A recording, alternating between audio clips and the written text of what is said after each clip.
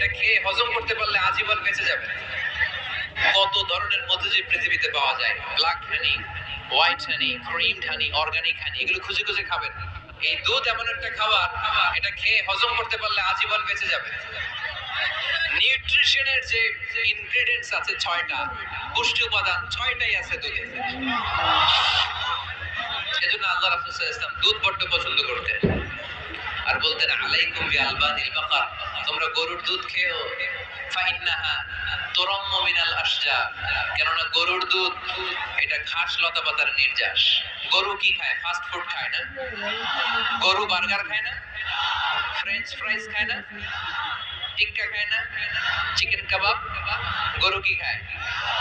এই ঘাস খাবে, মানে শাকসবজি খাবে। গরু ঘাস খায়, এজন্য গরুর পেট থেকে দুধ বের করে দেয় কে? আলাইকুম বিআলবানিল বাকার, তোমরা গরুর দুধ খেও। কত বড় ডাক্তার ছিলেন বিশ্বনবী মুহাম্মদ সাল্লাল্লাহু, এমন বিশ্বস্ত নবী যে এটা খাইতে বলছে ওইটা খাইলে ডাইরেক্ট অ্যাকশন। কালিজিরা খেতে বলতেন, মধু খেতে বলতেন, লাউ খেতে, লাউ খেলে পেট যত ঠান্ডা থাকে পৃথিবীর কোনো খাবার এত ঠান্ডা হয় না পেট, ঠিক কি না?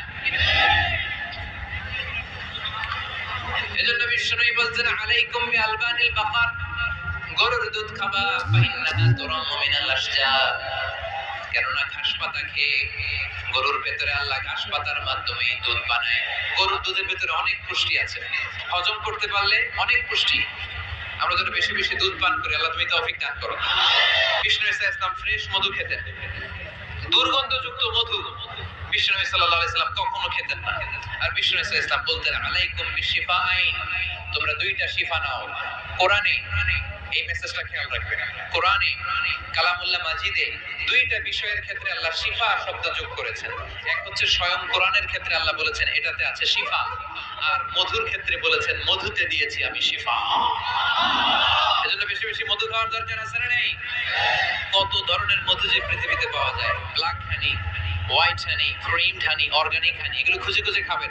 আজকে মধু খাইছেন কে কে? দেখি হাত তোলেন। মাশাআল্লাহ, আমিও খেয়ে আসছি আপনাদের সাথে। প্রতিদিন মধু খাইতে হবে শীতকালে। আজকে শীত পড়ছে না অনেক, মধু খেয়ে যদি আপনি কাজ শুরু করে দেন, শীত বাবাজি আপনার কাছে আসতে পারবেন। বিষ্ণু ইসলাম মধু খেতে আমাদেরকে উৎসাহিত করেছেন। তার মানে এমন বিশ্বস্ত নবী আমার, যেটা খেতে বলেছেন এটা খেলে আমাদেরকে সুস্বাস্থ্য দান করবে কে?